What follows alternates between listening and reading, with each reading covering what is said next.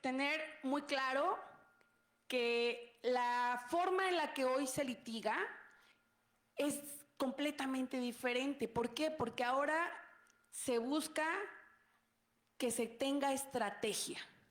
Algo importante dentro de los procedimientos que ahora nos vamos a tener que llevar, pues es la estrategia. El tener habilidades que quizá antes no es que no tuviéramos, a lo mejor sí las teníamos, pero no las teníamos tan desarrolladas. Esas habilidades, esa agilidad mental, esa estrategia al desarrollar un procedimiento, tiene que estar al día. Y esto va a empezar precisamente aquí, en los alegatos. ¿Por qué? Porque como ustedes saben, los juicios actualmente van a tener una primera audiencia, que es la preliminar, y otra que es la audiencia de juicio.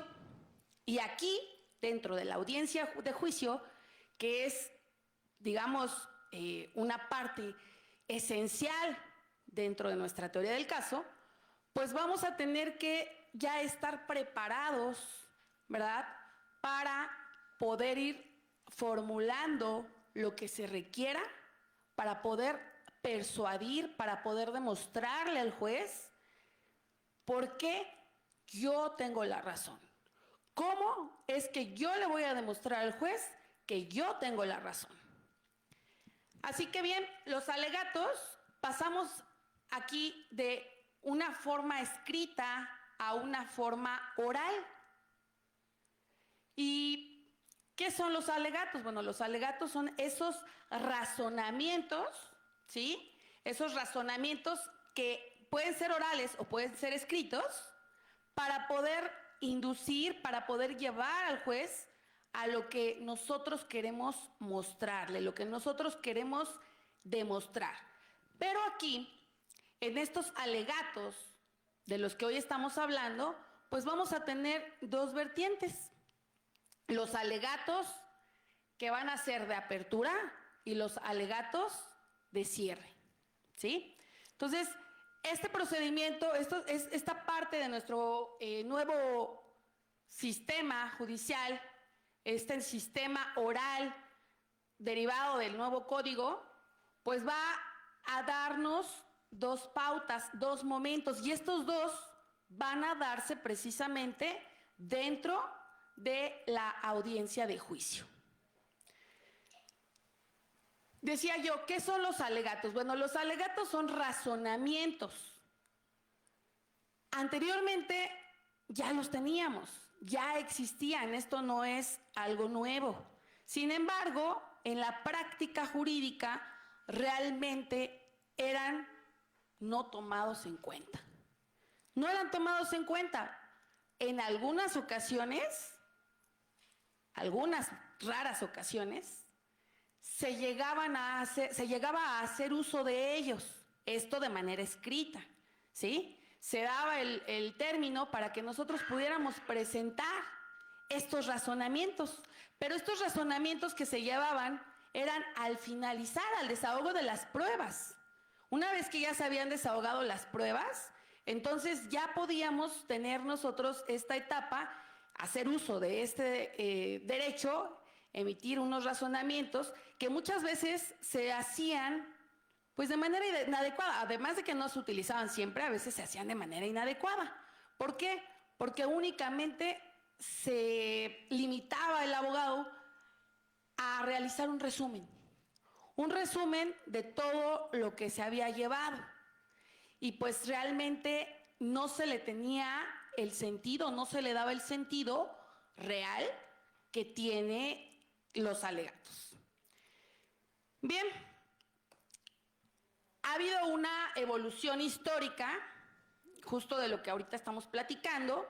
Ha habido una transición en donde estos alegatos que partían del sistema escrito tradicional, ¿sí?, se plasmaban en las promociones, se plasmaban en los escritos iniciales, donde veíamos lo que hoy podemos ver que se llaman estos alegatos de apertura o alegatos iniciales, pues estaban plasmados prácticamente desde el escrito inicial o desde la contestación, ¿sí?, de acuerdo a las partes. de las que estuviéramos hablando, bueno, ahí es en donde se van a ir desarrollando. A partir de nuestra transición, pues una de las cosas que va a caracterizar es, ustedes lo saben ya, la oralidad, la inmediatez y la concentración. Entonces, a partir de esto, es que nosotros tenemos que ir pensando en cómo es que estos alegatos se van a formular. Yo les decía al principio, bueno, tenemos que tener una habilidad mental para poder desarrollarlos. Tenemos que saber qué es lo que nosotros queremos demostrar, qué es lo que nosotros queremos probar dentro del juicio. Acá en esta lámina yo les pongo cuáles son las finalidades, cuál es la finalidad de los alegatos, ¿sí? Entonces, una primera finalidad es presentarle al juez. Acuérdense que aquí algo muy importante que debemos de tomar en cuenta es que lo que nosotros estamos realizando dentro de un procedimiento es para decirle al juez, es para demostrarle a la persona que va a tomar en un determinado momento la decisión de si tenemos o no tenemos la razón, pero también el cómo es que esto lo vamos a probar, ¿sí? Entonces, este primer acercamiento, ya estando dentro de la audiencia de juicio, va a ser para exponer nuestros hechos, para que el juez conozca de qué es de lo que yo le voy a hablar, ¿sí? Y esto que yo le voy a decir al juez, pues por supuesto que tiene que ser de la forma más clara posible, ¿sí? Tiene que estar ordenada. Yo no puedo empezar por el final para llegar después al principio. Entonces tenemos que tener una secuencia cronológica también al momento de presentar nuestros alegatos de apertura, nuestros alegatos iniciales. Entonces, esta es la primera parte, ¿no? Tener claro lo que le voy a decir con mis ideas bien ordenadas. Por eso no podemos seguir improvisando, no podemos llegar o no podemos llevar un juicio de manera improvisada. Nosotros, desde que lo vamos a iniciar, debemos de tener muy claro de qué se trata. Y ahí está justamente el tema de esta nueva, no es nueva, pero este método o esta técnica cuando hablamos de la teoría del caso, ¿sí? Esta exposición de hechos de la que estamos hablando, ay, muchas gracias. A ver, ¿ahí me escuchan? ¿O esto es para las redes sociales? Ah, ok, gracias. Perfecto.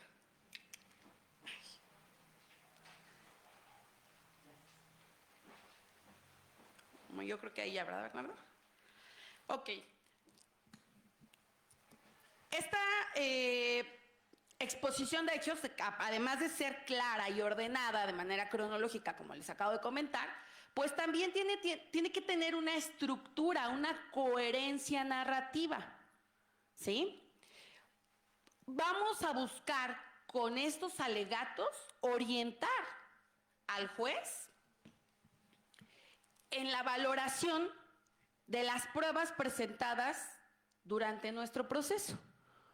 Es decir, desde los alegatos iniciales, de los alegatos de apertura, nosotros le vamos a ir diciendo al juez qué es de lo que le estamos, qué asunto es el que le vamos a presentar, cómo se lo vamos a presentar, cómo ocurrieron los hechos, pero también en esta etapa, en los alegatos de apertura, debemos de señalarle cómo estamos pretendiendo probarlo, cómo le vamos a acreditar nosotros al juez, cuando obviamente lleguemos a la etapa aprobatoria, cómo es que se le va a acreditar. Entonces, yo le estoy diciendo al juez, mira, juez, el asunto que hoy te presento, el asunto que hoy estamos litigando, es una controversia familiar, ¿sí? En esta controversia familiar, fulanita de tal está solicitando los alimentos, la guarda y custodia, el régimen de visitas de Juanita, que es su hija, ¿sí? Y considero que consideramos dentro de este procedimiento que la guardia y custodia, el régimen de visitas y todo lo que le estamos solicitando debe de ser de tal o cual manera y entonces voy a esgrimir mis razonamientos, el por qué. ¿Y por qué digo eso? Viene la consecuencia y luego viene el explicar cómo es que eso lo voy a probar, con qué elementos probatorios yo le voy a acreditar a su señoría lo que le estoy diciendo, ¿sí? Entonces aquí también nos van a servir los alegatos como esa guía probatoria. ¿Qué pruebas yo le voy a presentar? Y aquí recordemos, no estamos todavía en la admisión ni en el desahogo, ¿ok? Estamos aperturando nuestra audiencia de juicio, porque así la vamos a iniciar. Justicia material, dice, situar el conflicto en términos de equidad y justicia más allá de la técnica jurídica. Esto también es muy importante, porque algo que nos trae el nuevo procedimiento oral, es no precisamente fijarnos en la parte técnica jurídica, sino el poder tener ese acercamiento, ese entendimiento para con todos en esa sala, ¿sí? Para con el juez, para con las partes, ¿sí? De tal manera que lo que yo estoy diciendo lo entiendan, se entiendan sin necesidad de tantos tecnicismos jurídicos, ¿verdad?, a los que estamos acostumbrados. Entonces, esa es una parte importante. Más que llegar o preocuparnos por la técnica jurídica, va a ser el demostrar, el probar mi teoría del caso.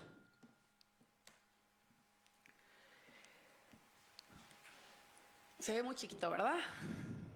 Bueno, quien quiera se las puedo compartir al final. Alegatos de inicio o de apertura. Aquí tenemos que, justo lo que estoy comentando, al juez se le va a plantear el caso y la teoría de cada una de las partes, quienes van a estar dentro del procedimiento, la parte actora, la parte demandada, van a tener su tiempo. Su tiempo, sí, van a contar con un tiempo. El Código Nacional de Procedimientos Civiles y Familiares nos establece un periodo o un término de 10 minutos como máximo. Entonces, aquí reitero una vez más que tenemos que tener agilidad a la hora de plantear. No podemos llegar a leer, esa es otra cosa importante. No podemos llegar con nuestro acordeón, ¿verdad?, y leerlo. Sí lo podemos llevar para ir guiándonos, pero si nosotros nos ponemos a leer nuestro acordeón, no nos va a pasar el juez, ¿sí? Entonces no se llegan a leer los alegatos. Entonces ya aquí tenemos primero la presentación de la teoría del caso, que es la exposición clara de la versión de los hechos, y vamos a buscar el fundamento jurídico, vamos a buscar decirle al juez de manera clara, repito, no con una fórmula técnica, sino decirle, obviamente nosotros tenemos la parte jurídica, esos fundamentos. Mire, su señoría, con fundamento en el artículo 4 constitucional, con fundamento en la Convención de los Derechos de las Niñas, Niños y Adolescentes. Eso, de manera clara, haciendo lo propio, se lo vamos a poder señalar, ¿sí? Otro punto importante es la delimitación de los hechos, porque ahí es donde va a versar todo, de ahí se va a desprender todo. Por eso también tenemos que delimitar los hechos. ¿Cuántas veces lo vemos? Y eso lo vemos mucho en el procedimiento escrito, que hacemos novelas, nos ponemos a hacer telenovelas. Entonces, en lugar de abogados deberíamos de ser guionistas y escribir ahí una historia para La Rosa de Guadalupe, ¿no? ¿Por qué? Porque nos ponemos y con esto voy a que perdemos de repente el hilo secuencial de qué es lo que queremos probar. O decimos y decimos y decimos, pero a la hora de acreditar, no acreditamos lo que realmente pretendíamos dentro del procedimiento. Esta parte de la anticipación probatoria, que está en el punto 3, ya les decía, es no estamos en el procedimiento probatorio, todavía no hay una admisión, no hay un desahogo, pero ya le estoy diciendo al juez de qué pruebas son las que yo voy a utilizar. Y utilizamos también esta parte de la apertura de alegatos, de los alegatos de apertura, para poder señalar o para poderle hacer énfasis al juez en qué es lo que yo quiero que ponga su atención, ¿sí? ¿Dónde quiero que él se fije? Entonces, ¿ven la importancia de los alegatos? Antes, pues esta parte no la teníamos. Teníamos, les digo, no se llamaban como tal alegatos de cierre, pero sabíamos que eran el momento procesal oportuno para señalar alegatos y no se hacían. Fíjense, les voy a contar que en una ocasión, litigando en materia familiar, yo le decía a la secretaria, que esa es otra cosa, ahorita les hablaba de la inmediatez, aquí va a estar en todo momento el juez. Antes pues estaba la secretaria de acuerdos, ¿no? Y en una ocasión yo quise hacer uso en ese momento, porque normalmente te dan el tiempo para que tú presentes tu escrito de alegatos. Y en ese momento yo le digo a la secretaria, digo, secretaria, permítame el uso de la voz, quiero hacer uso y poder esgrimir mis alegatos. Y la secretaria de acuerdos se sorprendió. Me dijo, ¿cómo, Lic? Dije, sí, quiero hacer el uso de la voz porque quiero en este momento, ya habíamos terminado la etapa probatoria, quiero yo esgrimir mis alegatos. No, pero eso no, aquí no. ¿Cómo? ¿Por qué no? No, pues ya si usted quiere, los presenta por escrito, pero ahorita no. ¿Pero por qué no? O sea, si el código te dice que es esta la etapa, ya acabé esta parte, quiero hacer uso de la voz. Pues le habló al juez. Le habló al juez. Y esto se los comento para que vean nada más cómo dentro del procedimiento tradicional, dentro del procedimiento escrito, no hay esa, pues no sé si llamarlo costumbre o forma de llevar las cosas, ¿no? No se dan por asentadas, se da el que muchas veces uno renuncia. Sí, uno renuncia a el poder hacer uso, ¿sí? El poder señalar, el poder utilizar este cierre, que son los razonamientos por los cuales yo le voy a decir al juez por qué tiene que dictar una sentencia a mi favor. Sí, maestra, adelante. Felicidades por la exposición. Y aquí lo que estás diciendo es que los emitiste, los alegatos, pero artículo expreso 360 y tantos, no se pueden dictar. Sí, ¿no? No se pueden dictar. O sea, no dictarlos tampoco está obligando a la autoridad a que los escuche. Tampoco se pueden plasmar por escrito. Hay como una laguna ahí, entonces. No, a mí se parece como que te dan dice que te respetan, pero no te respeta la etapa. Sí, exacto.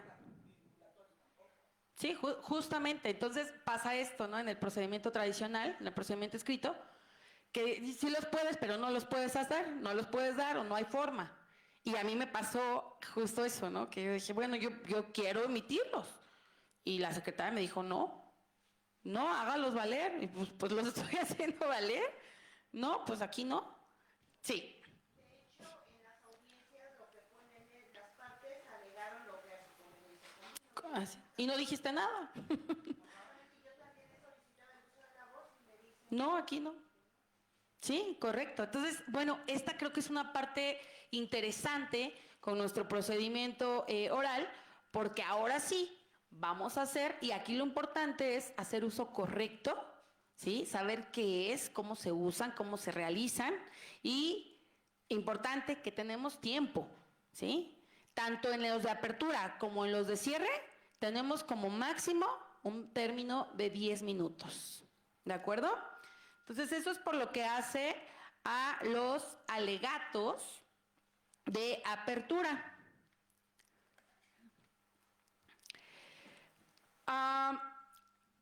Aquí, en nuestro Código Nacional de Procedimientos Civiles y Familiares, vamos a tener principalmente en el artículo 466, 467, en el 478 y en el 479, esto de lo que les estoy hablando, ¿sí?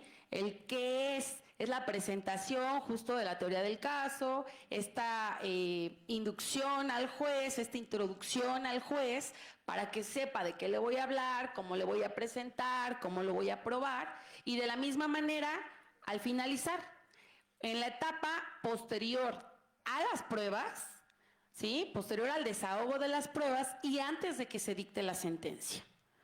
Entonces aquí dice implicaciones prácticas y estrategias para los litigantes. Bueno, insisto en que tenemos que estar muy preparados para este nuevo procedimiento, para este nuevo Código Nacional de Procedimientos Civiles y Familiares. ¿Por qué? Porque si no, nosotros no nos actualizamos, si nosotros no nos preparamos, bueno, cualquiera que sí lo esté, nos va a dar la vuelta, ¿sale? Entonces, sí tenemos que tener una correcta comprensión y saber aplicar en general, teoría del caso, alegatos y saber presentar, saber desahogar las pruebas, ¿sí?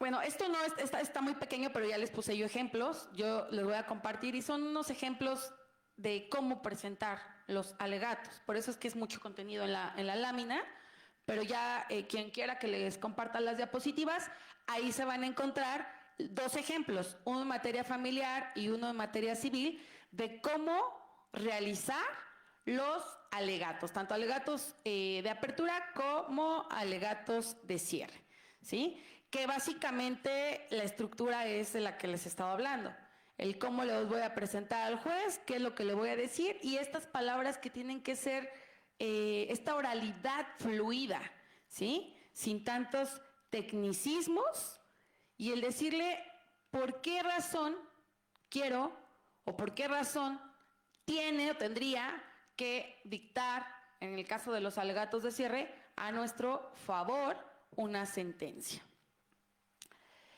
Dentro de nuestro código, bueno, pues sabemos que está el procedimiento civil, el procedimiento familiar, y aquí yo les pongo, dentro del procedimiento civil, tradicionalmente iniciaban los escritos, ya les había comentado, con la demanda o con la contestación, ¿sí? Con el modelo oral se va a plantear de manera clara y cronológica, secuencial, la narrativa, estableciendo este hilo conductor lógico para que el juez sepa de qué estamos hablando.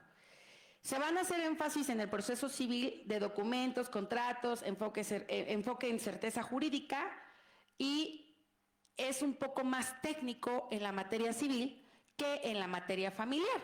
En la materia familiar, esto también para nuestros alegatos, en la materia familiar se busca que haya calidez, que haya un tono menos confrontativo, que haya una apertura privilegiando el interés, ¿verdad?, principalmente de las niñas, niños y adolescentes, y es por ello que aquí también se van a destacar principios de equidad, de solidaridad familiar y de proporcionalidad.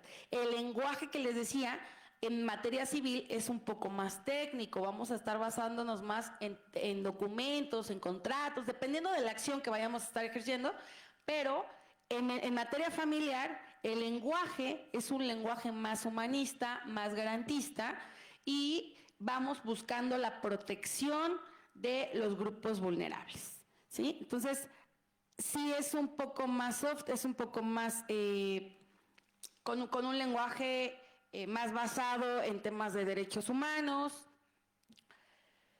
Respecto del interrogatorio y contrainterrogatorio, aquí, aunque bien no se constituye de manera formal que estos sean alegatos, es importante, ¿por qué? Porque a través de la intervención, y volvemos a lo mismo, a la estrategia, la intervención que el abogado realice tiene que ser una intervención en todo momento estratégica, estudiada y no improvisada. Vamos a buscar que esta intervención que hagan los abogados respecto del interrogatorio y el contrainterrogatorio, se confirme lo que en nuestros alegatos de apertura yo ya introduje, ¿sí? Entonces, aquí al momento del desahogo de nuestras pruebas, ya no es cerrado, como tradicionalmente se hace, ¿no? Por ejemplo, en una prueba confesional o en una prueba testimonial, en donde se tiene un desahogo cerrado y uno, híjole, no sabía, muchos abogados no saben realizar posiciones, ¿sí? Entonces, y eso en todas las materias, no nada más en materia civil y familiar. Yo también soy laboralista y bueno, ahí también me ha tocado ver que no saben plantear las posiciones. Bueno, pues este nuevo modelo les va a ayudar porque ahora ya pueden hacer un interrogatorio libre, ¿sí? Ya no con preguntas cerradas, en donde no puedes tú emitir no pueden ser tendenciosas, no puedes meter la palabra ni la sí ni la no, o sea, no puedes. Y a veces el abogado no entiende, pero ¿por qué no? ¿Y cómo lo planteo? Entonces es algo que de verdad yo he visto que cuesta mucho trabajo. Y yo no les voy a mentir, a mí también cuando yo inicié a litigar, ¿verdad? Yo creo que a muchos que pasamos por esto, pues ¿y cómo le hago? Pero es la experiencia y el estudio lo que nos va a llevar a comprender cómo es que se debe de formular. Pero bueno, aquí en este caso, pues ya tenemos pues más fáciles las cosas, porque ahora tenemos el interrogatorio que se va a hacer de manera libre. Aquí lo importante es que al momento de intervenir, ¿sí? El oferente va a interrogar y la parte contraria va a contrainterrogar. ¿Qué es lo que tenemos que aprender a hacer? Es a escuchar. Debemos de saber escuchar al momento, porque a veces estamos nerviosos, porque a veces tenemos la incertidumbre de si lo vamos a hacer o lo estamos haciendo bien o no, y los nervios nos nublan la vista y nos nublan la mente también. Entonces, al momento de querer defender a nuestro cliente, pues nos quedamos sin los argumentos, que es otra parte bien importante aquí. Esto está basado en argumentación, ¿sí? Tenemos que saber retórica jurídica, tenemos que saber argumentación jurídica, tenemos que saber lógica jurídica.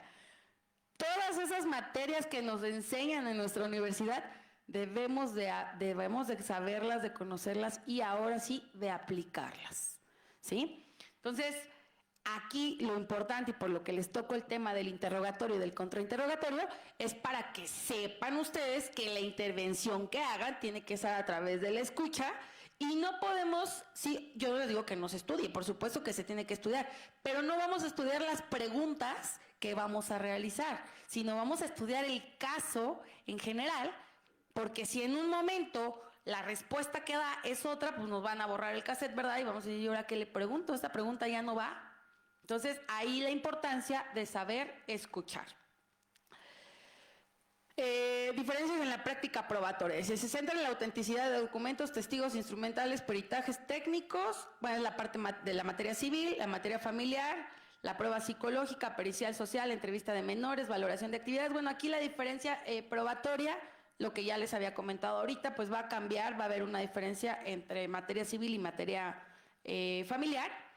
Pero aquí lo importante también es que lo que hace este código pues es homogeneizar toda esta variación que había dentro de nuestros códigos estatales. Pues bueno, afortunadamente con esto vienen a regularse para que en todo México, ¿verdad? En todo el país, pues se pueda litigar. Entonces ya no va a haber pretexto de que yo no puedo litigar en Guerrero, en Michoacán, en Veracruz, no, pues ya a todos lados vamos a poder litigar, porque se va a litigar de la misma manera, y sí había variación en cuanto a eso, ¿ok?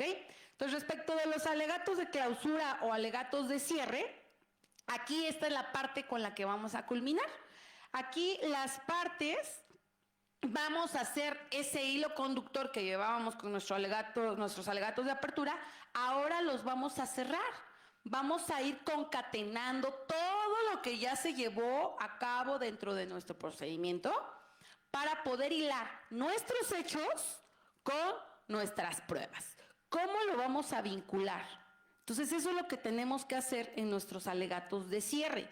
Va a ser ese resumen de los hechos probados. Vamos a sintetizarle al juez otra vez de manera clara, cronológica, ¿sí? ¿Cómo es que lo que yo le dije con mis alegatos de apertura se llevó y ya vamos a concluir, ¿sí? O sea, yo al principio lo introduje, ahora le digo y lo cierro. ¿Cómo fue que mis hechos sí se llevaron, se probaron con las pruebas que ya están desahogadas? Porque para el momento de los alegatos de cierre es porque ya desahogamos todas las pruebas, ¿ok? La conexión de las pruebas con las pretensiones, o sea, cómo se desarrollaron los hechos, cómo se desarrolló el desahogo de las pruebas y cómo con eso acredito lo que yo quiero, lo que yo estoy pretendiendo, o las prestaciones, ¿verdad? Que es lo mismo. Hablamos de los principios jurídicos y de esta argumentación que va a orientar a la equidad y a la justicia en nuestro asunto.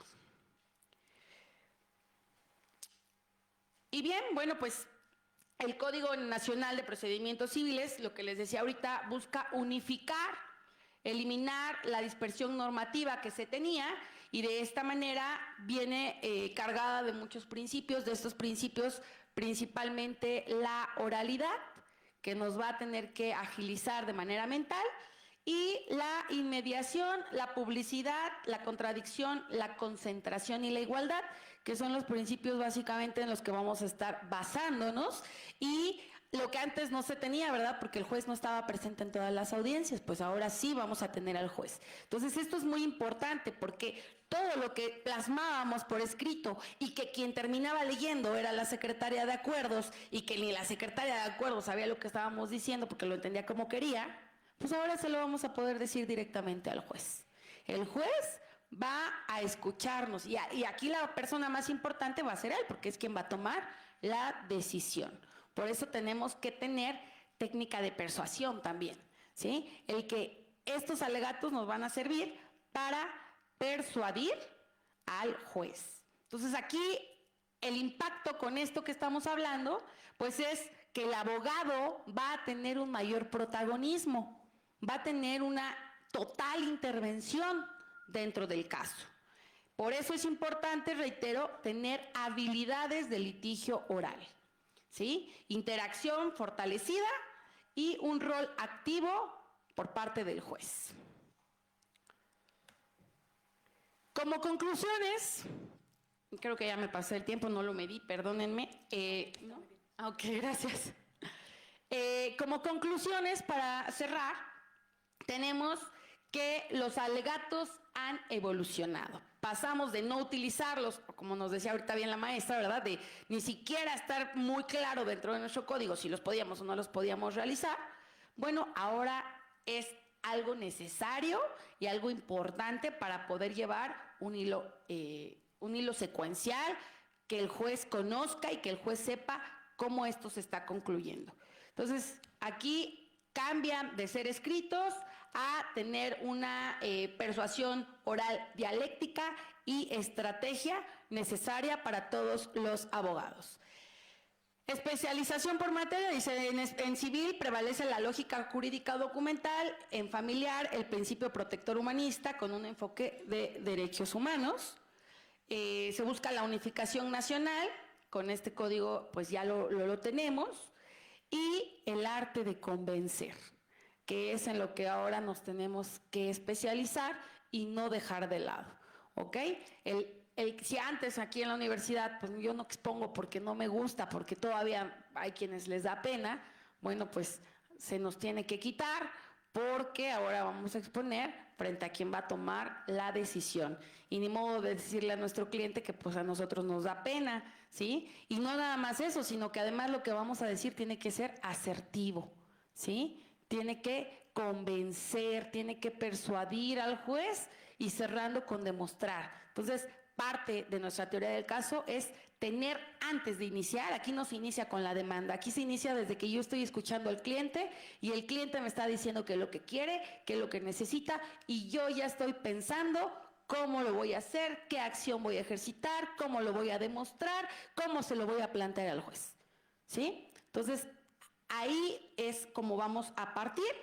No olvidemos que dentro de estos procedimientos un elemento básico, no solo con este procedimiento, pero un elemento básico que tenemos que tener presente en nuestras vidas siempre es la ética, ¿sí? Aquí ya no podemos, como se acostumbraba en muchas materias y en muchas ocasiones, mentir, presentar un testigo falso, decir cosas, inventarnos las novelas que les decía, ¿verdad? Inventarnos las novelas, porque va a ser mucho más fácil que el juez detecte, ¿sí? O que nos hagan caer en contradicción, y entonces pues se va a deshacer nuestra teoría, nuestro caso, el planteamiento de nuestro caso no va a servir de nada. Entonces imagínense, vamos a perder antes de iniciar, ¿sí? Entonces aquí sí es muy importante el tener en cuenta que tenemos que contar con herramientas que nos ayuden a poder mejorar en nuestra práctica jurídica al momento de llevar los asuntos, ¿sí? No sé si tengan alguna duda, algún comentario. Adelante. Si lo quieren hacer en este momento o cuando tengamos el cierre, después de que escuchemos a la doctora Lila, también se puede hacer al final una sesión de preguntas y respuestas, como ustedes gusten, por favor. Adelante, maestra, por favor. Una pregunta, ahí decía en 3 láminas atrás, lo de la vinculación de las pruebas con las pretensiones. ¿Cómo está esto de la vinculación de las pruebas con las pretensiones? Sí, perdón. Las pruebas se tienen que demostrar el hecho. Ajá. Que se demuestran en los procesos o los hechos como... Sí. Es que, perdóneme, maestra, le escucho. ¿Ya? Gracias. Sí, en los alegatos de clausura, lo que vamos a realizar es, vamos a tomar, en esta exposición que le vamos a dar, en este resumen que le vamos a dar al juez, es tomar en cuenta desde nuestro planteamiento, de nuestros hechos, la parte de las pruebas que ya se desahogaron, que ahí vamos hilando, los hechos con las pruebas, y esto vamos a unirlo, vamos a vincularlo con nuestras pretensiones. Al momento de nosotros unir todo, es lo que vamos a utilizar. A ver, señoría, yo lo que busco es tener la guardia y custodia, ¿sí? Entonces, mi pretensión, pues, es obtener yo la guardia y custodia de mis hijos. Dentro de mis hechos, pues yo señalo si las tengo o no los tengo o qué es lo que ocurrió con ellos. Y dentro de la etapa probatoria, yo voy a decir por qué tengo que tenerlos yo, ¿sí? ¿Por qué es lo mejor? Bajo el argumento de que el interés superior de ellos, de los niños, de mis hijos, ¿verdad?, es estar con su madre. Voy a hacer una unión, voy a conectar mis pretensiones, mis hechos y mis pruebas para yo poderle decir al juez por qué sí, estas prestaciones que yo realicé me las tiene que otorgar, ¿sí? De nada. Y es que precisamente probando los hechos, estás probando tus pretensiones. Correcto. Esa es la vinculación lógica de probar los hechos, luego entonces la procedencia. Correcto. Entonces, por eso es que en los alegatos de clausura hacemos esta unión, tomamos todos los puntos que se llevaron en el procedimiento para decir por qué sí me tienes que dictar a favor y otorgar las prestaciones que yo te estoy solicitando. ¿Por qué? Porque ya te dije mis hechos y ya los acredité, ¿sí? Los hechos, pero no la pretensión no se prueba. No, los hechos no. La vinculación, sí, por eso es que lo que se busca es eso, unir para acreditar o no acreditar, para yo decirle al juez por qué sí, ¿sí? ¿Alguien más? ¿No? ¿Algún otro compañero? Bueno, entonces me voy a permitir nada más comentar. En cuanto a este asunto de los alegatos, como bien dice la maestra Marcela, en estos momentos todavía tenemos vigente el código, digamos, de 28 con todas sus modificaciones y demás. Todavía no entra este Código Nacional de Procedimientos Civiles y Familiares. Justamente por eso la facultad se está preocupando por prepararnos a todos para este cambio, porque es un cambio grande. Y esta parte de la oralidad nos asusta a muchos, a otros no, pero sí, justo como comentaba la maestra, tenemos que quitarnos sobre todo alumnos, siempre les decimos a los alumnos, aquí la pena, déjenla en su casa. Esto ya, si les da pena esta parte, cuando les toca exponer ante el grupo y se mueren de la vergüenza, pues cámbiense de carrera porque, ¿qué creen? Si esto les da pena, imagínense qué van a sentir enfrente del juez. Se van a desbaratar, van a quedar desmayados. ¿Qué les va a pasar, chicos? De verdad, es algo grave. Entonces, también hay que prepararse con otro tipo de técnicas para vencer esa parte de la oralidad, ver qué argumentación jurídica tenemos, la lógica jurídica que vamos a... Toda esa parte que nos comentaba la maestra, justo va vinculado, todo va junto. A veces pensamos, ¿para qué llevo ética jurídica? ¿Para qué llevo lógica jurídica? No me sirven de nada allá afuera. ¿Ya vieron que sí sirve? Entonces, todo lo que nos da la facultad, todo va para un fin, para cuando estemos allá afuera, tengamos las herramientas suficientes para defendernos. Y justo este punto que nos comentaba también la maestra Marcela, tan interesante, en cuanto a los alegatos en la forma en la que se hacen actualmente, depende mucho del juez que nos toque en el momento del asunto que tengamos, que le toque juzgar. Existen juzgados que sí permiten los alegatos orales y existen juzgados que no. En lo particular, yo fui proyectista en materia familiar, en un juzgado de lo familiar, y el juez con el que yo estaba sí permitía los alegatos, y alguna vez más, pues me tocó otra vez que no permitía nunca. Pero sí me tocó ver que sí los permitía. Como bien dijo la maestra, ahí como que el código no es muy claro, entonces entra la interpretación del juez. Sobre todo en materia familiar, es muy importante la interpretación. Sobre todo en materia familiar, como bien decía la maestra, en materia civil es muchísimo más técnico. En materia familiar tenemos más apertura, precisamente porque estamos, como bien lo dijo alguna vez una de nuestras queridas maestras de esta facultad, todos venimos de una familia, todos pertenecemos a una familia, a menos de que seamos de las nuevas técnicas de reproducción asistida y que no sepamos, bueno, sí sepamos, pero que no tengamos una familia tal cual, que finalmente sí la tenemos porque por eso nos quisieron tener en este mundo. No nos libramos del derecho familiar. O sea, nunca jamás nos vamos a librar del derecho familiar. Y yo creo que también alguno de sus profesores ya les ha de haber comentado, los peores pleitos son entre familia.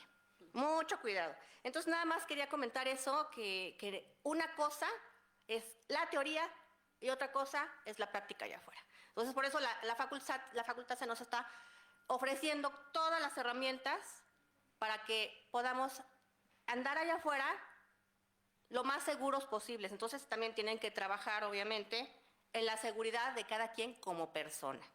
¿Ok? Solamente era lo único que les quería comentar. Y finalmente, vamos a continuar con la doctora Lila Maguregui Alcaraz, quien es experta en mediación. Y al final de la doctora, si quieren, ya que nos tengamos el tema más englobado, entonces sí, volvemos a abrir una sesión de preguntas y respuestas. Por favor, adelante, doctora Lila, por favor. Muchas gracias. Muy buen día a todos. Es un placer para mí estar con ustedes en esta ocasión, agradeciendo la invitación aquí del maestro Bernardo y las puertas abiertas de la Universidad Nacional Autónoma de México. Yo provengo de la Universidad Autónoma de Chihuahua, ¿no? Van a notar un poquito ahí el acento lo traigo un poco campechaneado entre Chihuahua, México. Es muy bonito. ¿No? Entonces, esa es la razón, ¿no? Y bueno, partiendo de este tema en el que se nos solicita la intervención, pues yo voy a hablar un poquito más acerca de cómo esta teoría del caso puede aplicar también en los mecanismos alternativos de solución de controversias, ¿sí? Porque, bueno, vamos a irnos un poquito para atrás respecto a este tema de la teoría del caso. Ya ayer hubo otros ponentes que les platicaron un poquito, pero yo quisiera hacer también algunas anotaciones al respecto, principalmente porque pues es de nuestro conocimiento que esta teoría del caso desde hace algunos años se utilizaba de manera exclusiva en materia penal, ¿no? Nos hablaban de una teoría del caso, la vinculábamos con la teoría del delito, etcétera, etcétera, y todas las pruebas penales que se iban presentando a lo largo de estos procesos penales. Sin embargo, nosotros podemos ver que ahora en el Código Nacional de Procedimientos Civiles y Familiares, pues nos habla, al menos en dos momentos de manera textual, que se va a utilizar o que deberían utilizarse la teoría del caso los abogados de las partes. ¿Cuándo nos lo dice? Pues bueno, en la materia ordinaria civil y en la materia familiar nos dice que en la apertura de alegatos las partes podrán exponer sus teorías del caso al juez, ¿no?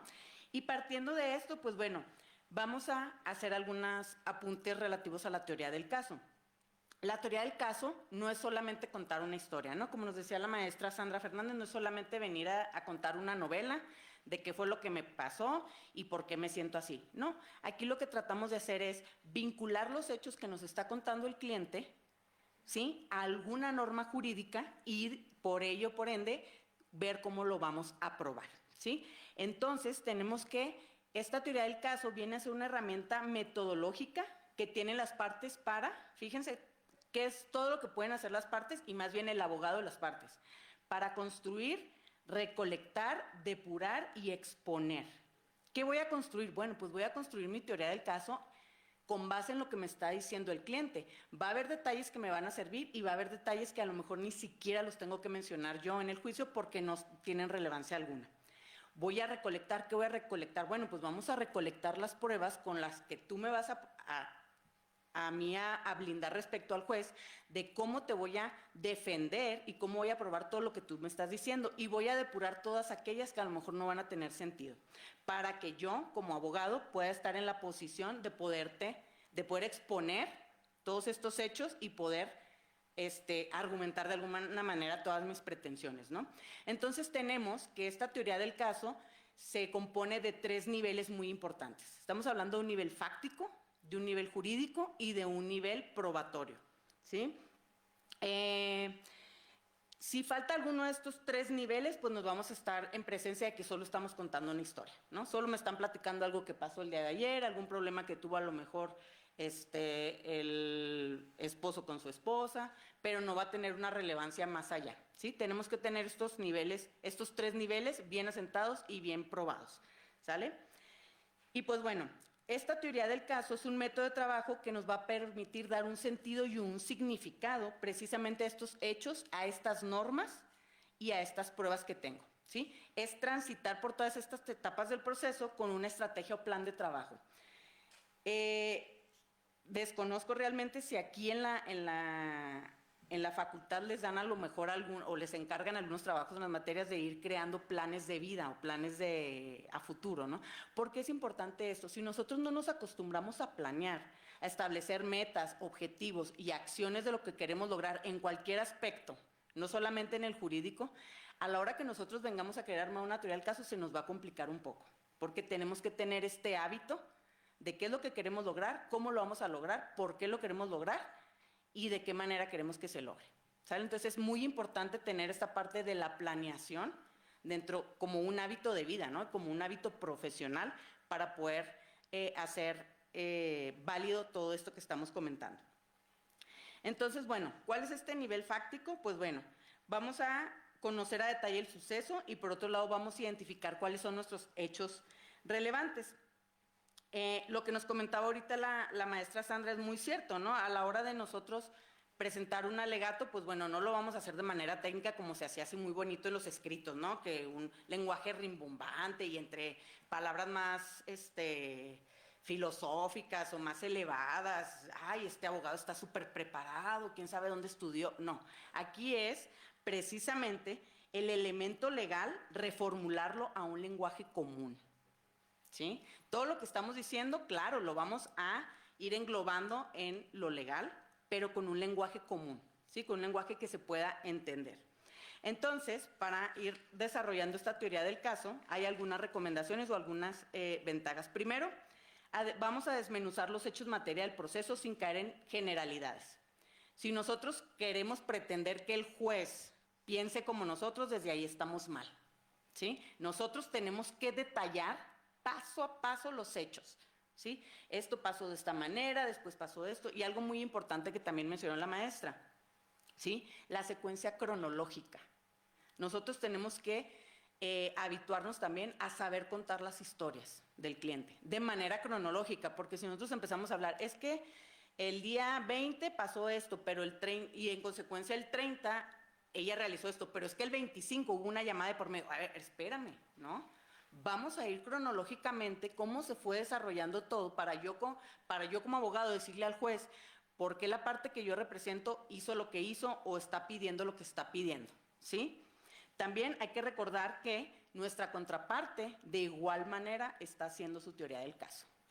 Si nosotros únicamente nos estamos centrando en el plan, que es lo primordial, ¿no? Centrarnos en nuestra estrategia, en nuestro plan de trabajo, pero también tenemos que pensar qué nos va a decir la contraparte, qué nos puede contestar, de qué manera la contestación de la contraparte pudiera cambiar el rumbo que yo tengo planeado del asunto, ¿sí? Entonces, tratar de cubrir todas estas aristas o vertientes que se pueden ir desarrollando a lo largo del proceso. También evaluar nuestras proposiciones fácticas o de hecho que son fuertes sobre las débiles. ¿Por qué? Porque siempre tenemos que hacer hincapié entre lo más sólido que tenemos, ¿sí? Así como veíamos ahorita en nuestros alegatos de cierre, ¿qué vamos a hacer? Pues yo voy a hacer hincapié en lo que probé para que se acuerde mi pretensión, ojalá como yo la quiero, ¿no? Pero entre lo más relevante, lo más fuerte, es en lo que más voy a ir a hacer hincapié. Porque si yo empiezo a hacer hincapié en lo débil, a lo mejor se me acaban los 10 minutos que tengo y ya no alcancé a mencionar lo que realmente tenía que escuchar el juez, ¿sí? Y bueno, pasando a la fase jurídica, pues tenemos obviamente esta parte, ¿no? ¿De qué sirve que yo relate los hechos si yo no las sé vincular a la norma jurídica aplicable? Si hay protocolos, si hay precedentes, si hay tesis, si hay jurisprudencia, etcétera, ¿sí? Entonces, todo esto yo lo tengo que ir vinculando para ir haciendo sólida mi teoría del caso basado en los hechos y basado en la norma o las normas existentes, ¿sí? Y pues obviamente en las pruebas, ¿no? ¿De qué sirve que yo diga que me debes dinero si yo no tengo cómo demostrar que tú me debes dinero, ¿no? Entonces, todo lo que yo vaya diciendo se va a hacer más sólido y más fuerte conforme tenga la manera de probarlo. Si no tengo manera de probarlo, ¿para qué lo menciono? ¿Sí? Al contrario, me va a perjudicar, ¿sí? Y pues bueno, ¿cuáles son estas características que tenemos que cuidar de la teoría del caso? La sencillez, ya lo hablamos, la sencillez, la lógica, una suficiencia jurídica, esta flexibilidad y una credibilidad. Es lo mismo que les vengo comentando. Entre más claro, entre más cronológico yo mencione todo, entre más sencillo, entre más fuentes normativas yo pueda asociar al caso y lo pueda probar, más credibilidad voy a tener ante el juez, ¿sí? Y algunas ventajas que nos presenta precisamente hacer todo este plan de trabajo de una teoría del caso es, voy a hacer un análisis estratégico de mi caso, ¿sí? ¿Qué voy a hacer yo y qué voy a hacer con lo que me puede decir mi contraparte? Voy a ordenar y clasificar toda la información que tengo del caso, se los comentaba al principio, voy a recolectar y voy a depurar. No todo sirve siempre, ¿sí? Entonces voy a tener que también clasificar. Voy a adecuar los hechos al supuesto jurídico, ¿sí? Si me están planteando algo de un hecho que no englobe ningún supuesto jurídico, entonces, ¿qué le voy a venir a decir al juez? ¿No? ¿Qué vienes a pedir? ¿Cuál es tu acción? ¿No? Si lo que me estás diciendo, pues encaja poquito acá, pero también acá, y ¿no? Entonces tenemos que tener muy claro o tener que vincular muy bien esos hechos con el supuesto jurídico de la acción que vamos a solicitar, ¿sí?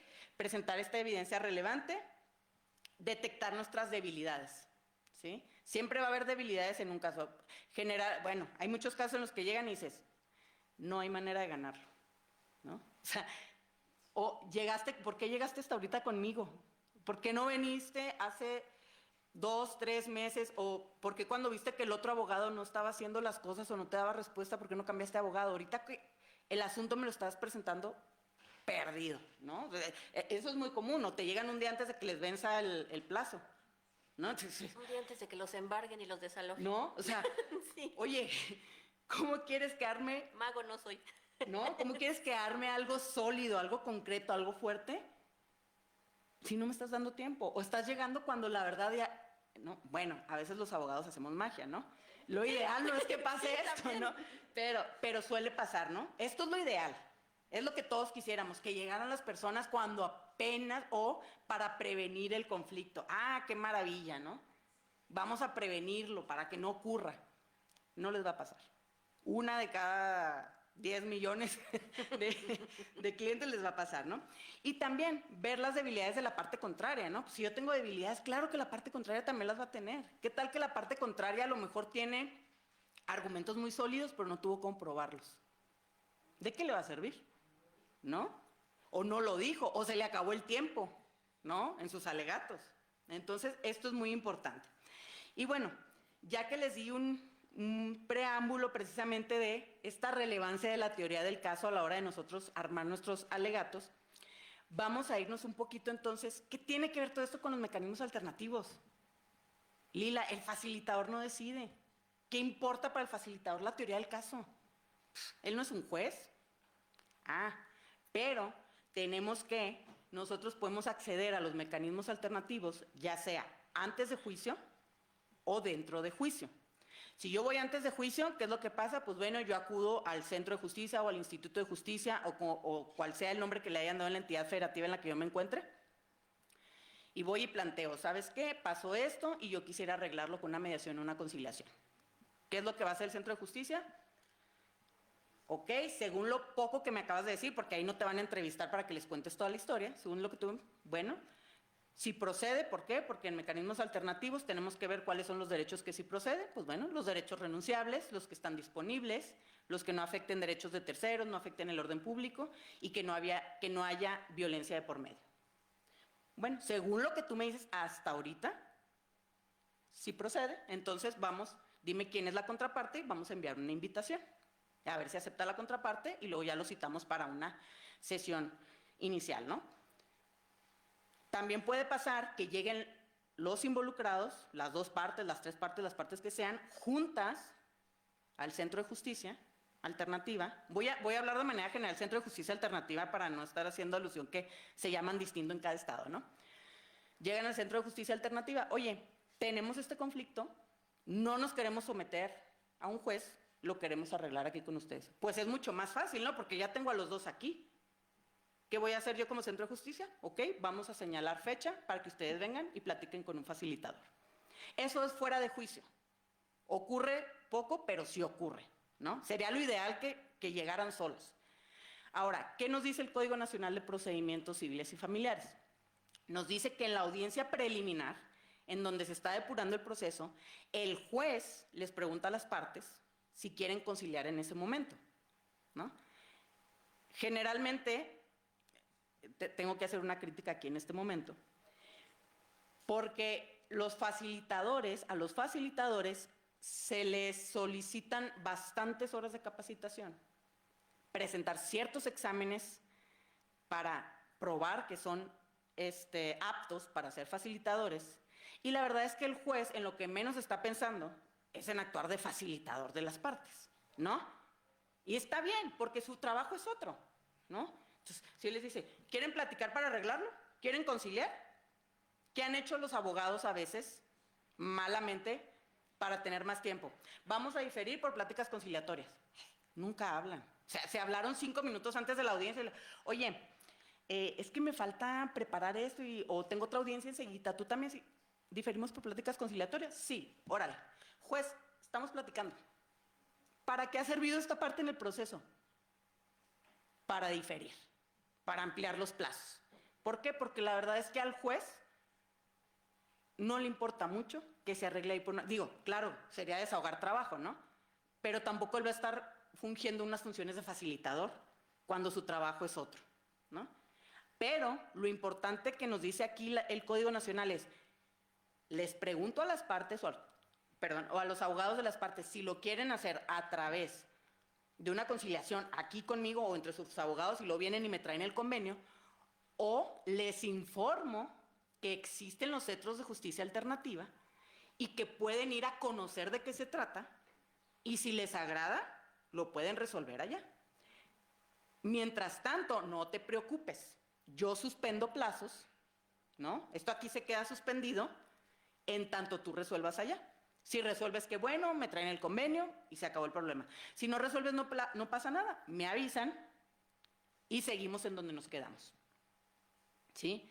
Esto es algo muy importante porque poca gente, nosotros porque estamos inmiscuidos en estos temas, ¿no? De lo jurídico y de todas estas maneras emergentes que van saliendo de ir resolviendo los problemas, pero mucha gente no sabe, ¿eh? No sabe que puede resolver muchos conflictos de manera pacífica, con menos costo, en menos tiempo, ¿no? Y sin necesidad de salir enojada porque, híjoles, que el abogado no se preparó y no alcanzó a decir lo que tenía que decir, o híjoles, que sobornaron al juez. Oye, hay mil excusas, ¿no? Cuando perdemos. ¿Qué necesidad habría si lo puedo hacer de manera pacífica? Si lo puedo platicar, si lo podemos acordar, si podemos a lo mejor rescatar una parte de la relación que había, no para ser mejores amigos o para volvernos a casar, ¿no? No, pero ¿qué necesidad tenemos de traer en la cabeza que estamos peleados con alguien o que seguimos enojados, ¿no? Entonces, esta parte de la publicidad de los mecanismos alternativos es muy importante. Ya lo platicaba yo hace algunos meses que también vine aquí a platicar un poquito acerca de los mecanismos alternativos. En Chihuahua, en el año 2015 aproximadamente, 2014-2015, salió un código de procesos, de procedimientos civiles y familiares, allá ya son orales desde ese entonces, ¿no? Y uno de los requisitos que venían en la demanda era precisamente que las partes trajeran no una invitación, que trajeran una constancia del centro de justicia de que habían ido y no habían querido llevar su proceso a través del centro de justicia. ¿Qué pasó? A la hora de, eso era el proyecto, a la hora que la publican quitaron ese requisito. Los abogados no lo hicieron porque dijeran, hubo controversia con la gente que estudiaba mecanismos alternativos, ¿no? Que dijo, oye, ¿y no estás violentando la voluntad de las partes? ¿Por qué lo estás obligando a ir? Los abogados no alegaron eso. ¿Qué creen que dijeron los abogados? Va a perder tiempo. Todavía que tengo que acompañar mi escrito inicial de demanda con todas estas pruebas, con estos documentos, todavía lo tengo que mandar al centro de justicia a ver si va el cliente para presentar una constancia de que fue. Esa fue la razón, ¿eh? Si a mí me lo preguntan, no se estaba violentando el principio de voluntad. ¿Por qué? Te estoy obligando a que vayas, pero para que sepas que existe. Yo no te estoy obligando a que lo inicies, pero si ya lo conoces, ya puedes decir que no te gusta, ¿no? Es como cuando somos chiquitos y le decimos a mi mamá, eso no me gusta, pruébalo. Ya después de que lo pruebes, si no te gusta, si te da náuseas, ok, no te gusta, ¿no? Ese era el sentido de esa ley. No funcionó, ¿no? Bueno, ni modo, se hizo el intento, En ¿no? Argentina y en Francia es una etapa igual, ¿verdad? Antes de presentarse a la demanda, tiene que llevar otras cosas. Materia laboral aquí también. No, y es algo para darle publicidad. No te estoy obligando a que lo hagas. ¿No quieres, te quieres venir a pelear? Bienvenido. Espérate 2, 3 años a que lo solucionemos, ¿no? Adelante, ¿no? Y bueno, continuando con esto de los MASC, hay algo muy importante y ahora sí ya vamos a ir aterrizándolo en lo que es la teoría del caso, ¿sí? Ya una vez que las partes decidieron someterse a una mediación o a una conciliación, pues bueno, van a tener una sesión con su facilitador, ¿no? El facilitador que les asignaron. ¿Qué es lo que va a hacer el facilitador? Bueno, en esta primera sesión les va a explicar de qué tratan los medios alternativos, cómo se van a conducir, la periodicidad de las sesiones, que se tienen que hablar con respeto, ¿sí? Pero sobre todo le va a hablar sobre sus funciones, ¿sí? Mis funciones como facilitador es, primeramente, yo estoy obligado a la confidencialidad y desde este momento ustedes también. Todo lo que se vea aquí no puede ser utilizado en un juicio, ¿sí? Todo lo que veamos aquí no es para que ustedes obtengan información y el día de mañana le digan, juez, ya no quiero, porque ya obtuve información y me voy a ir contigo al juicio. No, ¿sí? No lo puedes hablar allá. Y yo como facilitador, aunque me cite el juez para decirme, ¿qué pasó? Pues tú estuviste ahí, ¿qué onda? Yo no puedo hablar a menos de que lo que haya escuchado tenga que ver con la comisión de un delito, ¿sí? O de la posible comisión de un delito. Ahí sí, ¿no? Porque hay cuestiones de orden público que se tienen que velar. Pero si no es así, yo como facilitador estoy imposibilitado para hablar de lo que vi dentro de mis sesiones de mediación y de conciliación. Y algo también muy importante, ustedes saben que el facilitador no es como tal un juez, ¿no? Es más, yo ni siquiera voy a decidir la controversia, la van a decidir ustedes. No tendrías por qué probarme a mí nada. Si ustedes están viniendo aquí de buena fe y con voluntad propia, pues entre ustedes van a hablar y se van a estar haciendo concesiones recíprocas. Pero ojo, dentro de mis obligaciones como facilitador, yo tengo que velar la legalidad. Entonces, todo lo que ustedes acuerden está perfecto, pero está dentro del marco de la ley. Yo no puedo permitir que ustedes acuerden algo que está fuera de la ley o que no reúne los requisitos legales. Primero, porque a la hora que ustedes quieran ejecutar ese convenio se los van a echar atrás, ¿no? Porque no reúne los requisitos legales, ¿no? Segundo, no lo van a poder cumplir, ¿no? No va a tener validez, ¿no? Entonces, esa es la importancia de que yo como facilitador les deje muy claro que todo es acorde a la legalidad. ¿Por qué? Porque si conforme va avanzando las sesiones, yo voy a lo mejor tratando de encaminarla a lo jurídico, ¿qué tal que una de las partes me dice, está siendo parcial? Tú le estás diciendo a la parte o tú me estás diciendo a mí que no puedo hacer eso, está siendo parcial, le estás dando herramientas a la contraparte para que no acepte lo que yo le estoy proponiendo. No. Lo único que pasa es que yo tengo que velar que todo lo que ustedes estén acordando sea acorde a la ley, para que tenga validez. Si no, estamos perdiendo el tiempo aquí, ¿sí? Entonces, es muy importante la manera en la que el facilitador maneja esta parte para que no haya confusión precisamente con los usuarios de que está habiendo a lo mejor una falta de imparcialidad, ¿sí? Pero él tiene que velar por esto, lo tiene que velar que en la Ley General de Mecanismos Alternativos los facilitadores tienen responsabilidad civil por deficiencia o negligencia en la redacción de sus convenios.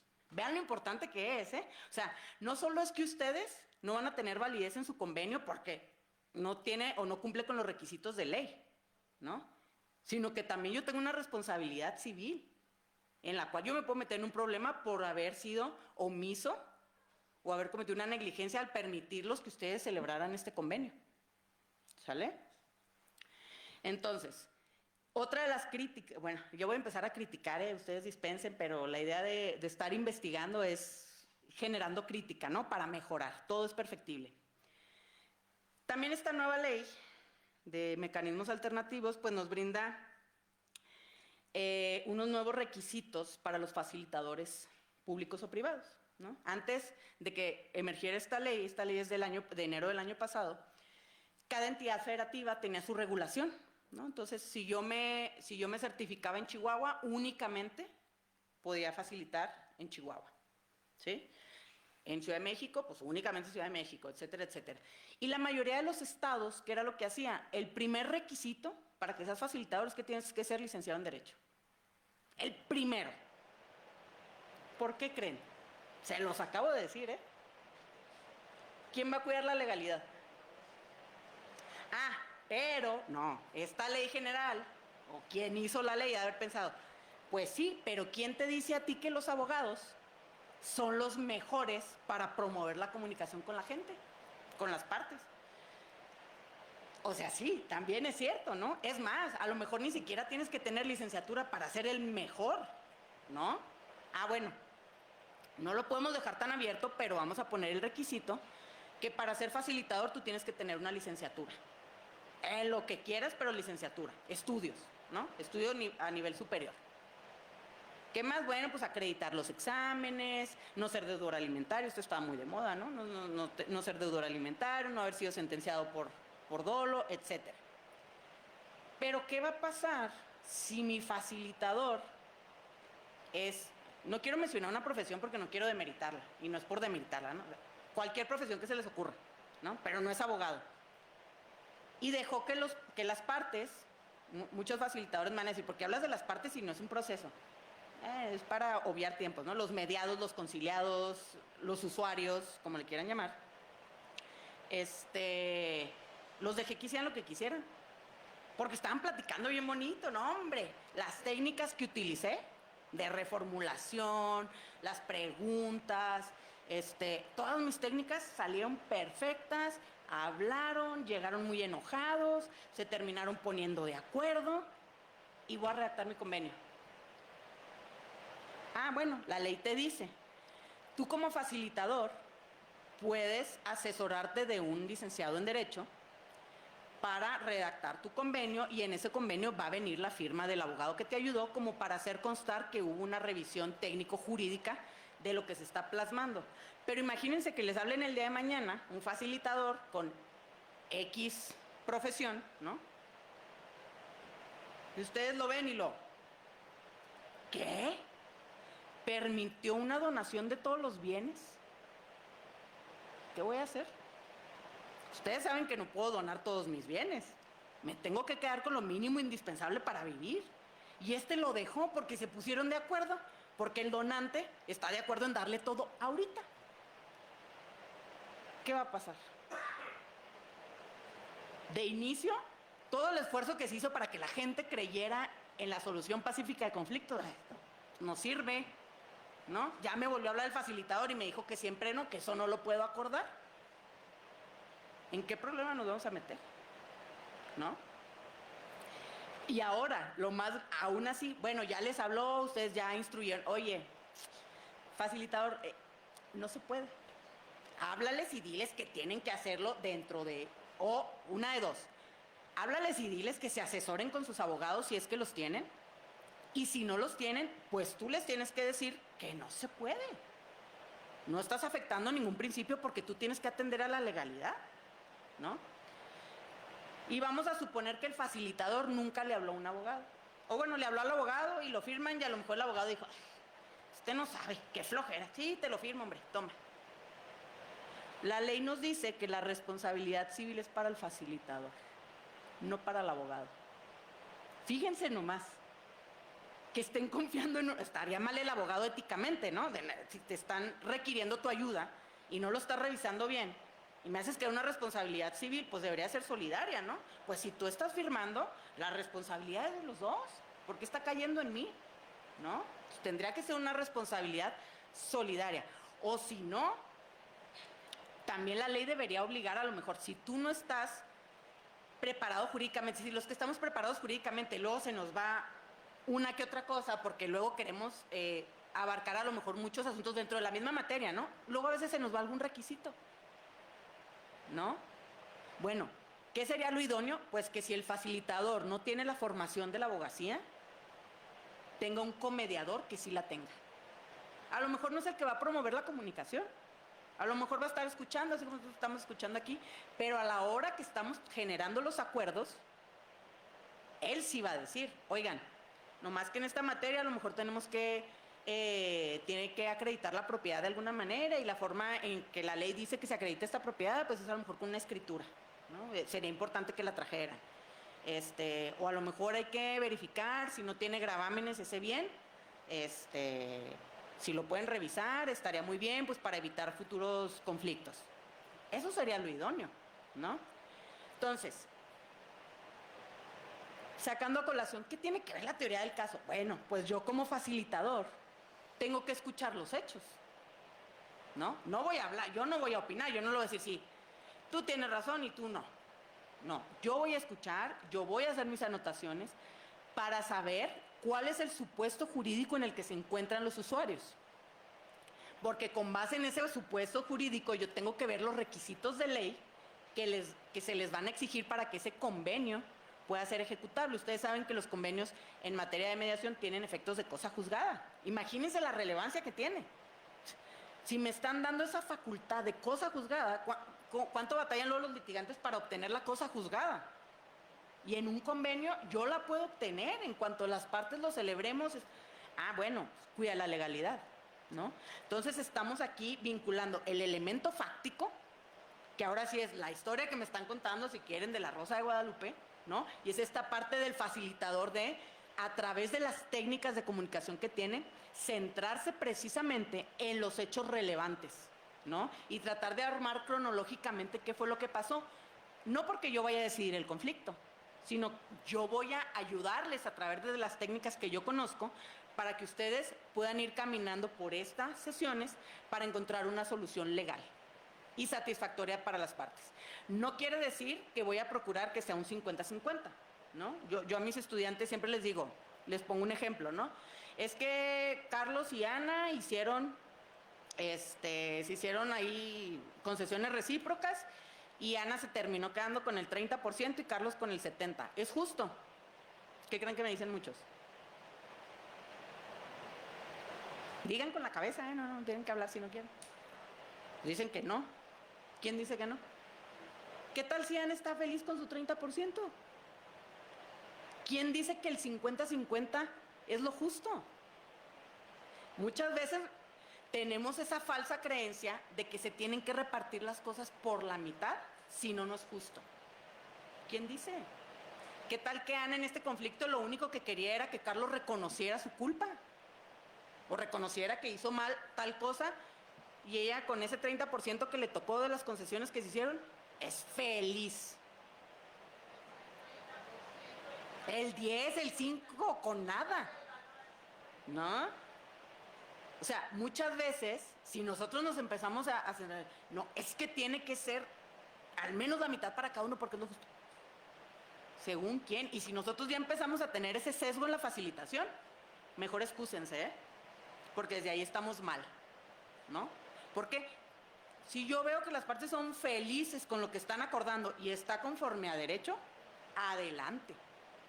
Entre más conformes estén, menos van a venir a querer anular un convenio que se hizo con mucho esfuerzo. ¿Qué es lo que también nos dice esta ley general? Nos dice que los procedimientos de mediación o de conciliación que se ven en los centros de justicia van a tener una duración máxima de 3 meses. Híjola, volvemos a los 10 minutos de los alegatos. ¿Quién te dijo que 3 meses? A lo mejor lo hago en un mes, a lo mejor lo hago en una sesión. Pero ¿quién dice que 3 meses son suficientes? Bueno, dice la ley, el máximo son 3 meses, salvo que las partes acuerden ampliar el plazo. O sea, sí está bien, pero ¿hasta dónde los vas a dejar ampliar el plazo? Porque también la idea es que se resuelva más rápido y que no estén como que postergando las sesiones. Y también nos dice la ley, sí, pero si se han postergado más de 2 sesiones o más, el facilitador puede dar por terminada el mecanismo. ¿Por qué? Porque no hay interés de las partes. Si no hay una razón justificada de que no pudiste venir, pues quiere decir que tú no tienes interés en solucionarlo, y entonces ¿para qué seguimos? ¿No? Y bueno, a manera de conclusión, ya una vez que les critiqué toda la Ley General de Mecanismos Alternativos, ¿no? Me van a decir, bueno, Lila, ¿y dónde está el elemento probatorio? Si tú hablaste que la teoría del caso, ¿no?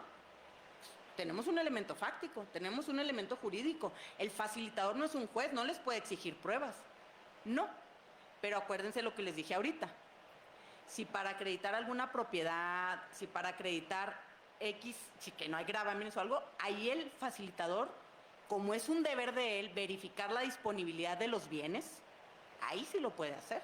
Ahora, no se centren tampoco, no, es que no le está pidiendo pruebas, no se cumple la teoría del caso. Tampoco podemos ser tan rigurosos. Ustedes saben que la mediación y la conciliación son flexibles, ¿no? No estamos hablando de un proceso. El facilitador no está ahí para validar si tienes razón o no tienes razón, o si tu prueba vale o no vale. ¿Qué es lo único que va a checar? Ah, bueno, ¿tú estás dando en garantía este inmueble? Sí, es tuyo, ¿no? Ah, bueno, me estás presentando un certificado de libertad de gravámenes. Ok, tú eres el dueño y no tienes gravámenes. Ok, lo puedes dar en garantía, ¿no? ¿Cuál va a ser nuestra prueba después de la mediación? El convenio. Lo quiero impugnar, hubo un incumplimiento. ¿Qué más prueba quieren? Que el convenio que se firmó, ¿no? Claro, ojalá haya estado conforme a la ley, ¿no? Y pues bueno, entonces, a manera de conclusión, esta teoría del caso va a ser nuestra estrategia y nuestra versión explicativa de cada una de las partes, que de manera óptima debería de conformarse de la base fáctica, la base jurídica y la base probatoria. Es fundamental en el litigio. En el litigio sí se tienen que cumplir estos 3 niveles, ¿no? que busca la teoría del caso. Y en los MASC, la base fáctica se toma en cuenta para todos estos protocolos, tanto de mediación como de conciliación, y para clasificar los hechos en el supuesto jurídico. ¿Sale? Y pues hasta aquí mi intervención. Muchas gracias por su atención. Le agradecemos mucho la intervención a la doctora Lila. Y ahora sí, si gustan, abrimos la sesión de preguntas y respuestas. Y pues, iniciamos por aquí, por favor. Adelante. Buenas tardes. Quería nada más hacer una puntualización, si me lo permite. Sí, por favor. Claro que sí. Cuando, así como el abogado postulante por el Código Nacional se le pide actitudes y destrezas al juzgador del Código Nacional de Procedimientos Civiles, también tiene que ser, por el siguiente, facilitador, resolvedor, que es lo que siempre han tenido, comunicador y instructor. Entonces, el juez, hasta donde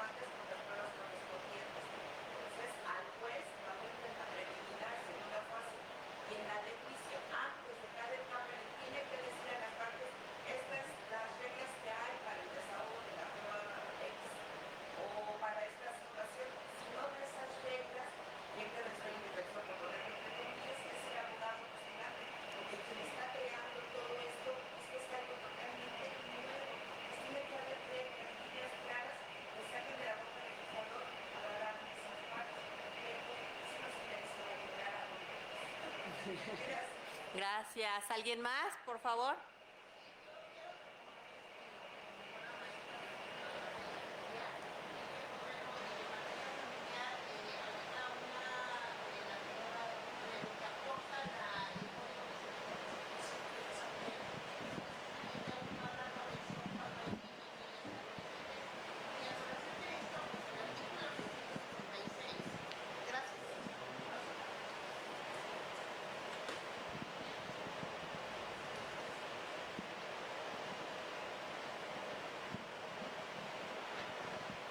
Sí, gracias. A colación del artículo 666 del Código Nacional de Procedimientos Civiles y Familiares, habla de una especialización de cuando se intervenga, cuando haya alguna intervención en materia familiar en donde tenga que ver niños, niñas y adolescentes, pues bueno, el abogado debe de tener esa especialización para poder atender ese tipo de asuntos. La pregunta es, ¿nosotros cómo acreditamos esa especialización? Porque el código no nos lo dice, no nos dice si es a través de acreditar que hemos llevado la representación en varios asuntos familiares donde tienen que ver niños, niñas y adolescentes, si va a ser a través de un diplomado o una certificación o a través de qué documento, ¿no? Porque, pues digo, a lo mejor nos pudieran pedir algún diplomado, pero pues a lo mejor con la experiencia que muchos han tenido, pues tienen esa experiencia o han desarrollado esa experiencia para poder atender cuestiones de familia. Esa sería una. Y por la otra parte, en cuanto a los medios alternativos de solución de controversias, no me imagino yo como si la ley no te exige, bueno, no te exige que el facilitador sea un licenciado en Derecho, sino que pueda ser cualquier otra, con lo que acabamos de ver de que también ahí se lleva, y sí es cierto, la teoría del caso, entonces yo no concibo cómo un facilitador pudiera aterrizar un convenio entre las partes y tiene que conocer un hecho fáctico, un hecho jurídico y uno probatorio, ¿no? Porque sí tendría que tener los conocimientos. Luego entonces yo pienso que sería más fácil que uno de los requisitos pudiera ser, para mí sí es importante, pudiera ser un licenciado en Derecho facilitador y que tuviera que tuviera como conocimiento adicional precisamente estas técnicas de comunicación para que las partes pudieran llegar a un acuerdo. Porque en materia penal a mí me ha pasado que cuando las personas, un delito, que es un delito en donde se puede llevar a cabo a través la terminación del proceso, la investigación a través de un acuerdo reparatorio, se van a los mecanismos alternativos y no saben explicarle a las partes en qué consiste un acuerdo reparatorio, cuáles son las consecuencias legales. Y luego entonces llegan ya a la audiencia inicial y es ahí donde pues nosotros los abogados les tenemos que explicar que existe o el procedimiento abreviado o el acuerdo reparatorio o la suspensión condicional del proceso, cuando ya vienen de un mecanismo de solución de controversias, ¿no? Entonces, pudiéndose resolver desde allá, tienen que llegar hasta una audiencia inicial en donde pues si no es el juez, es el abogado, que se les explica, porque ni el Ministerio Público, muchas veces. Entonces, yo pienso que sí es importante que sea la licenciatura en Derecho, nada más que con las habilidades de una comunicación, que los abogados pudiéramos desarrollar una comunicación, porque también lo hacemos, digo, en el proceso anterior, oral, en materia civil o en materia penal, luego nos tocaba también hacerla de psicólogos y hablar con las partes y tratar de solucionar esos conflictos.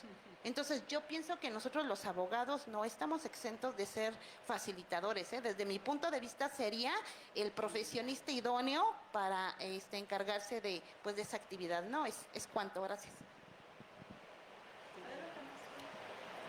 Bueno, respecto a esto último que comentas en los mecanismos alternativos, yo coincido contigo totalmente, por eso les dije, voy a empezar a criticar, no es lo ideal, pero todo es perfectible, ¿no? ¿Qué hace esta ley para de alguna manera subsanar esta parte, ¿no? Pues lo estoy abriendo a los profesionales de cualquier área para que puedan ser facilitadores. Porque también, no sé si ahí hubo un poco de culpa de algunas entidades que empezaron a capacitar gente que no eran licenciados en Derecho, ¿no? psicólogos, a lo mejor, ¿no? Que es a lo mejor un poquito más parecido, más idóneo por estar hablando de promover una comunicación, etcétera, etcétera, pero que a fin de cuentas no tienen este conocimiento jurídico y mucho menos probatorio, ¿no? O sea, si yo no conozco la ley, no voy a saber cuál es la prueba idónea para comprobar este supuesto jurídico y asociarlo al hecho que me está viniendo a decir. Estoy totalmente de acuerdo. ¿Qué es lo que hace la ley general? Bueno, está la figura de la comediación, que es lo que les comentaba ahorita, ¿no? Podemos estar 2 facilitadores o 3 en las sesiones. ¿Para qué? Porque a lo mejor yo digo, bueno, es que Ana es muy buena facilitadora, ¿no? No tiene la formación de abogado, pero tengo a Irene, que es excelente abogada, es facilitadora, y este asunto lo veo que está un poco como que los ánimos están no muy fácil de que las partes puedan hacer concesiones. Bueno, entonces vamos a hacer una comediación. Vamos a mandar a Ana, que es mi mejor facilitadora para promover comunicación, para bajar ánimos, para desescalar el conflicto, pero también voy a meter a Irene, porque Irene es especialista en esa área, ¿no? Entonces va a haber una comediación y a lo mejor va a tener mucha participación al principio Ana, cuando estén platicando, cuando estén empleando técnicas, y después va a entrar Irene, ¿no? Pero no es algo obligatorio, ¿no?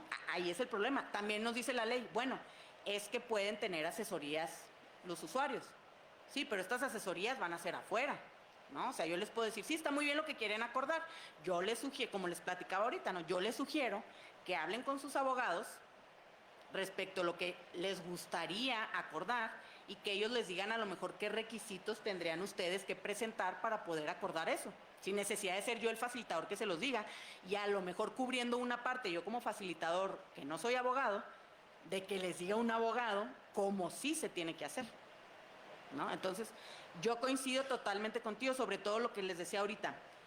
Se ha batallado para darle publicidad a los mecanismos alternativos, ¿sí? Nosotros, porque estamos inmersos, sabemos que existen, pero el desconocimiento de la población de que existen es muchísima. Y si a eso le sumamos que se empiezan a desvirtuar, porque como comenta, se van a un mecanismo alternativo y regresan sin haber solucionado nada, porque la persona que quiso hacer la facilitación no sabía qué requisitos necesitaba para que fuera una suspensión provisional, para que... Entonces lo estoy desvirtuando. Van a decir, para que, sí, es muy rápido, pero ¿qué sirve que venga si de todas maneras estoy perdiendo mi tiempo? Con el que vine no sabe, me lo están echando para abajo. Si platicamos, es muy padre el cafecito, y luego se van a enojar más, ¿no? Entonces, concuerdo totalmente. Gracias. Muy bien, retomando la pregunta que tenías de cómo se acredita, ¿verdad?, la especialización que nos solicita el nuevo código. Bueno, pues al respecto tenemos por ahí una laguna.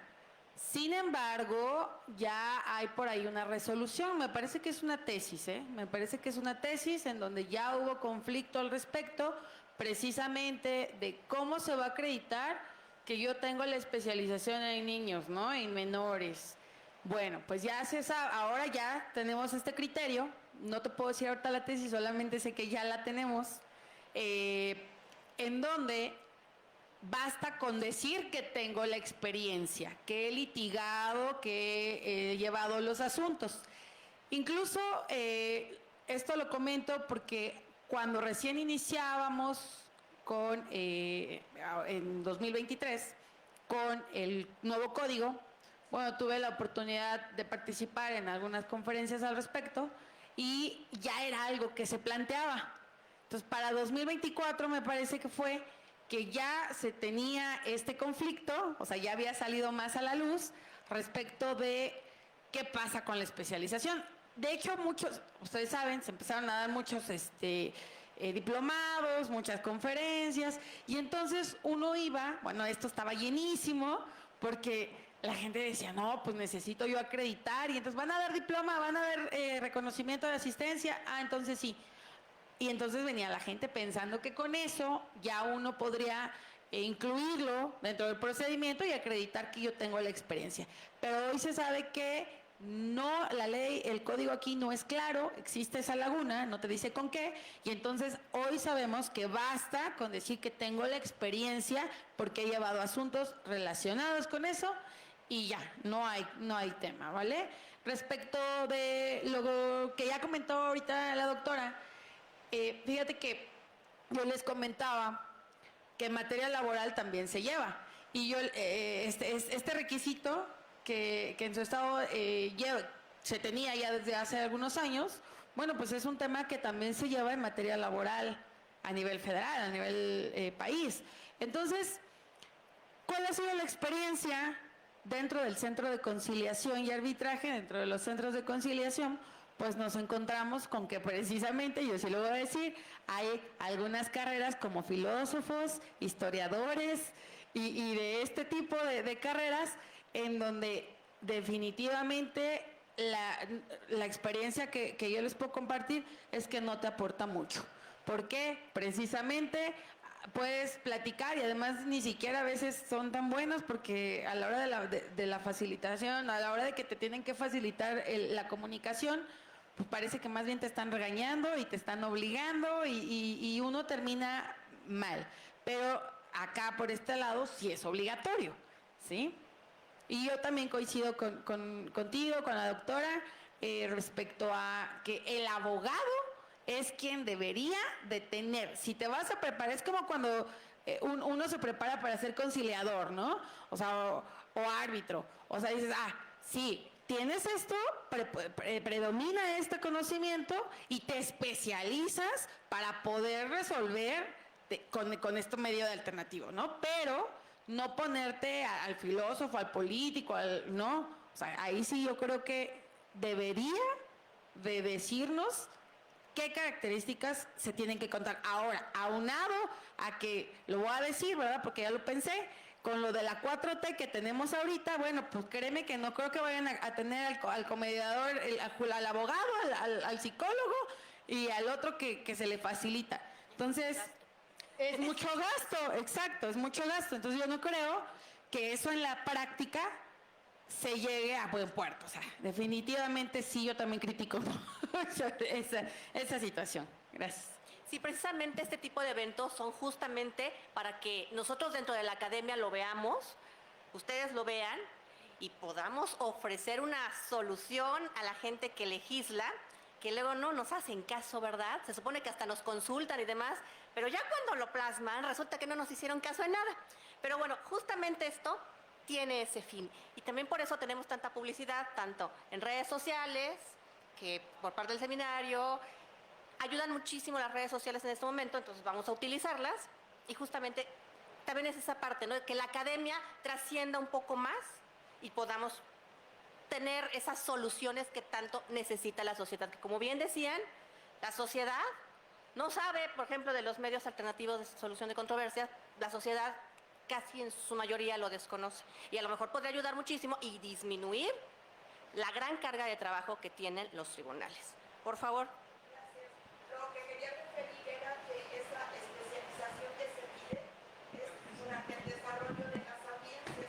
Empiezas a ver cómo se está manejando. Yo sí soy especialista y demás, pero al momento de empezar el debate, los diálogos, definitivamente no llega a ese buen puerto de que realmente tenga esa especialización. Se les va previniendo y a la tercera es cuando se les señala pues a ellos que en virtud de que no se encuentra debidamente especializado en la materia por estas razones y como queda video grabado, es como se suspende la diligencia y designan un defensor de oficio.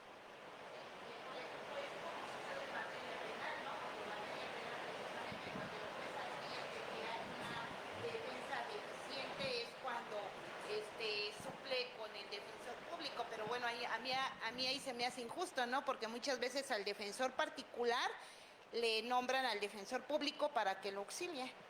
O sea, digo, ¿cómo un público va a auxiliar en su trabajo a un defensor particular, ¿no? Entonces, digo, yo fui muchos años defensora público federal del Poder Judicial de la Federación y yo me preparaba y el Consejo de la Judicatura nos preparaba año con año y nos evaluaba como para venir a asesorar a un particular. Pues bueno, a mí en lo particular no se me hacía justo. Y luego entonces, yo por ejemplo, estoy muy de acuerdo y creo que la mayoría de la sociedad en general de que existan estos medios alternativos de solución de controversias, porque precisamente pues sirve, ¿no? Para, como dice usted, para despresurizar también la carga de trabajo que hay en el Poder Judicial, ya sea federal o local. Pero ¿qué pasa? Que esta justicia restaurativa, como que todavía los ministerios públicos se resisten mucho a, ¿no? Porque aunque haya estos mecanismos y ellos pudiendo resolver desde una carpeta de investigación en la etapa de investigación, pues lo pasan, ¿no? Al Poder Judicial, y entonces es cuando viene la carga de trabajo, ¿no? Entonces, desde mi punto de vista, la justicia restaurativa no es nada más para despresurizar al sistema, no es nada más para evitar o reducir gastos, no nada más tampoco para reparar a la víctima, ¿no? En cuanto al daño causado, sino también al imputado. El imputado también tiene derecho a esa justicia restaurativa, y es como que todavía nos cuesta a nosotros los penalistas trabajo, ¿no? De que lo entiende el Ministerio Público, porque luego muchas veces les digo, un procedimiento abreviado es una facultad del Ministerio Público, pero pues también el imputado tiene derecho a esa justicia restaurativa. Entonces como que nos está costando un poco de trabajo. Por eso yo digo que sí debe de ser un licenciado en Derecho con las habilidades de comunicación para poder pues llevar a cabo precisamente esa mediación y arreglar el conflicto de una mejor manera, ¿no? Es cuanto. Le voy a contar una anécdota de hace como unos 4 años.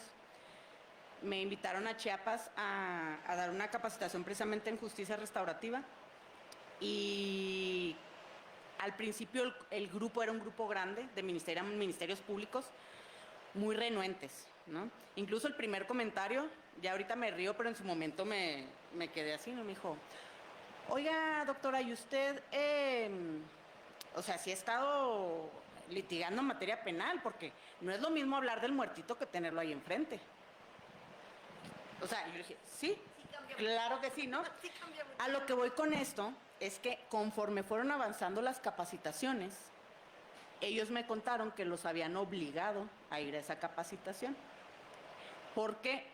Porque como ya estaba la tendencia de que desde el Ministerio Público se llegaran a estas salidas alternas al procedimiento, pues tenían que estar capacitados, ¿no? En cuándo procedía cada una, de qué manera se tenían que ir elaborando, etcétera, etcétera. Entonces muchos estaban ahí, si no es que todos, a fuerza. ¿Qué pasa con esto? ¿Por qué obligas a la gente a hacerlo? Si de por sí es muy difícil facilitar el diálogo, si lo haces con alguien que está obligado y que ni siquiera lo cree, ¿qué va a pasar? Ahora, lo que comentaba ahorita la maestra, muchas veces se utilizaron convenios, pero no porque creyeran que era mejor hacerlo a través del convenio, sino porque desconocían o no querían esperarse a que el juzgado, ¿no? Sí, lo hicieron para una falsa premisa por la que se crearon los mecanismos alternativos, que es la descongestionar tribunales. Esa no debe ser la finalidad. Ahorita lo es. ¿Por qué? Porque no se dan abasto. Pero ¿cuál es la finalidad real de los mecanismos alternativos? La cultura de paz, ¿no?